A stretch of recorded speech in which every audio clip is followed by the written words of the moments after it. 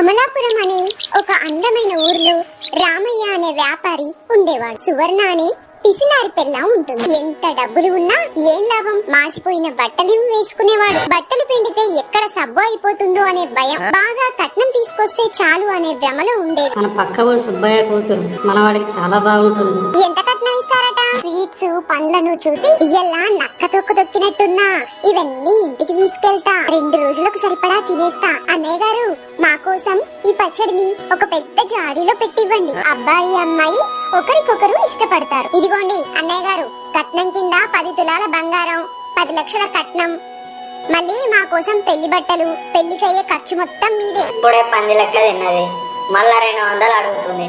చిచ్చి, ఇదిగోండి అమ్మగారు, నా సంబంధం నాకు ఇస్తే నేను వెళ్ళిపోతా. ఇదిగో బాబు, నీ కష్టం నాకెందుకు అని 10 రూపాయలు ఇస్తుంది. దీని ముఖంలో చెప్పు, 10 నాకెందుకే, నీ బోధన పెట్టుకో.